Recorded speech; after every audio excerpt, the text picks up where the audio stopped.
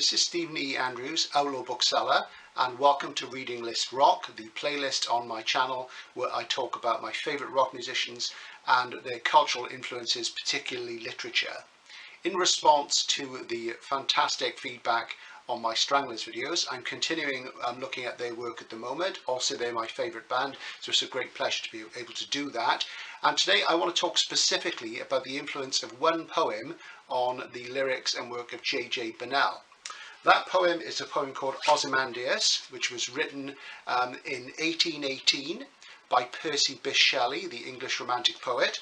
And as you will probably all know, on the B-side of the Freddie Laker Concord and Eurobus single, which we all know and love, is a instrumental number with a voiceover called Ozymandias, which is credited to J J Burnel. And I guess at the time a lot of people were confused by this. Some of us may have known the poem. I was never taught it in school, though it was read out in an early sixth form assembly. I was a very rebellious lower sixth former. I didn't really do any work and they pretty much chucked me out after the first year. But it was once read there, but I knew it before that. So it was 79, I believe, that Freddie Laker came out. You'll also see on the back of this single, I've got I'm a Laker like a sticker, which I acquired recently because there's a book come out recently about Freddie Laker. So I just thought I'd customise that a bit. I suppose a lot of people were confused. I already knew of Ozymandias because I'd read it years before. And of course, it's mentioned in the first few lines of Ugly from our old favourite Rattus Norvegicus, the finest rock and roll album of all time, in my opinion. And at the beginning of Ugly, of course, JJ sings, "I could have read a poem called Ozymandias to her. Instead, it was a futile gesture anyway." And JJ's story continues. And it's interesting because Ozymandias is a poem about futility, about pride and hubris. So I'm just going to go a bit into its history and how JJ used that both in Ugly and in Ozymandias itself. It wasn't because I was leafing through books of romantic poetry, though I was always a fairly sort of literary sort of guy, so that was the kind of thing that, you know, I could have been doing at that time. I was mostly reading science fiction and the sort of classics that we were taught in school.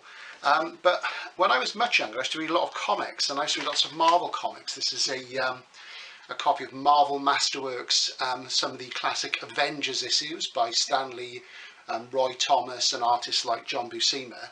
And I came across Ozymandias in an issue of the Avengers, and it's actually here. You probably won't be able to see this very well. I'll try and do a shot of this on this page here. That's the first full appearance of the robot Ultron, who, you know, if you've seen the Marvel films, you know from Avengers Age of Ultron. And this is at the end when he's vanquished, and his head is just lying in a vacant lot, as they say in the States, and this little boy picks it up and plays football with it. And the poem is actually quoted here because this particular story was written by Roy Thomas, was one of Marvel's great writers, probably for me the most important writer after Stan Lee, and he took on Stan Lee's role, if you know anything about comics. And Roy Thomas was an English teacher, so, you know, quoting classics and you know, covering them, shall we say, was not an issue for him. And the poem is actually reproduced here, so I didn't realise it was a poem. It's not credited. It's just really interesting, but it really stuck in my head because it clearly mentioned Ultron's hubris and the futility of his attempt to defeat the Avengers, those heroic figures. So when I first came across the classic B-side, Ozymandias, again, you know, I knew it, and I think it was shortly after that I tried and looked into it and discovered it was by Shelley. So I'm just going to read you the poem. I do know it all from memory apart from one line, which I tend to miss. So I'm going to read it here out of this issue of the Avengers. So there you go. Reading comics isn't essentially bad for you in a literary sense. I learned a lot from comics, but they were much better written then, I would say.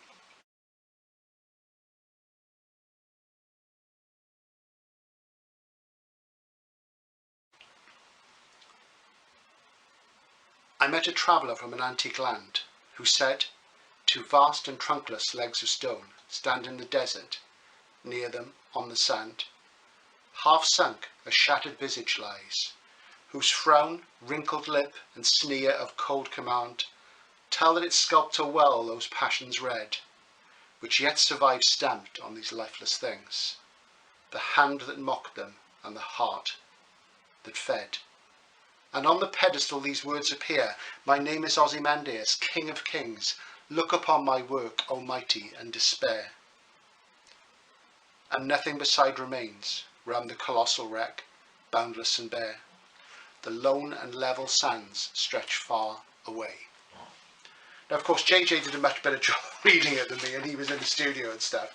And I absolutely love Ozymandias. I think it's fantastic. But then, you know, I really, really love Euroman Cometh. It's one of my favourite records. I think it's absolutely stunning. It's original. It's very much in the ballpark of things like Bowie's Low and Kraftwerk's Man Machine. That heavy Eurocentric thing. This is the picture disc there. I can't stand picture disc. I don't know about you.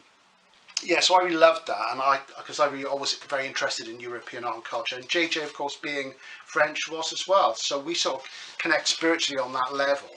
And Ozymandias was a name that was used by the Greeks for the Egyptian pharaoh Ramesses II. So that's where Ozymandias comes from. And I say the poem was written in 1818. And in 1818, of course, Shelley also saw the publication of his wife, girlfriend, paramour Mary Shelley's novel Frankenstein. If you get the original text of Frankenstein, because she revised it years later, and that's the common text in 1831, the original text is 1818, and it's more scurrilous and anti-religious, which is pretty much Percy's influence, because I think when he was at Oxford University, I think he published a pamphlet called On the Necessity of Atheism, and I think he was thrown out of Oxford for that reason. So he was quite a rebel. And so 1818, Ozymandias was published, and Shelley was dead 4 years later. He was only 30 when he died. He was born in 1792, died in 1822. So he was there when Mary was writing Frankenstein. And there is an edition of Frankenstein, which is kind of these days tends to be talked about as like, it's a, women invented science fiction, it's a big feminist thing, whatever. There is an edition of Frankenstein that shows the parts that Shelley wrote and edited. And he did more than just edit. So the authorship, in my mind, is disputed. I think it's a co-authorship. And a lot of the themes in it, because Mary was only 18 at the time, and Percy was 26, were things that he and Lord Byron talked about. So it's interesting to think that a B-side of a 1979 post-punk sort of new wave Eurocentric synth record reverts back to romantic poetry. So I find that fascinating, because to me they are the same thing. They're the same thing. And interestingly, I had a little bookmark there in my copy of Avengers, and I'm going to take some photographs of this and post them during the course of this video. This is a Liberty UA release sheet from '79 in the classic brown and cream livery, and I was given this in the independent record shop that I used to buy most of my records in Pontypridd, South Wales, back in the 70s, by the owner, who was a friend of mine. And it shows you there, and as I say, I'll get some stills of this up, the release schedule for Girl from the Snow Country, which, as we know, was the single he didn't approve. And it says here that the B-side of Girl from the Snow Country was going to be Ode to Joy, live at Hemel Hempstead, and Do the European, live at Hemel Hempstead. Now, of course, we know these releases because they came out as bonus tracks on CDs later on and what have you. Now, the Ode to Joy is particularly interesting because it highlights yet another connection between J J Burnel, the Stranglers, and European Romanticism. So before I go further into that and the specific importance of Ode to Joy, what is Romanticism? Well, it's not sort of hearts and flowers. Romanticism in the philosophical sense, with a large R as opposed to a small r, was the movement in the arts which started sort of late 18th century after the Enlightenment, which was about the sublime. It was about the beauty, power and terror of nature, how it was indefinable, how man couldn't control it, and it was a kind of nature worship. So it was saying that there are things in the universe that we don't understand which are beautiful, but they can be terrible at the same time. So the Romantics, when they'd go on the grand tour around Europe, would go to mountains, lakes, what have you. And if you look at Frankenstein with all its sort of snow-capped mountains and adventure in the far north, it's a classic thing, because Romanticism tends to be sort of boiled down to beautiful things like Wordsworth's poem about the daffodils, which everybody knows, and things like that. But it's actually about the terror and awe of the sublime as well. So you know, that's a big part of it. And coming across the broken statue of Ozymandias in the desert would have been obviously quite an awesome thing, a sublime thing, and quite a scary thing as well.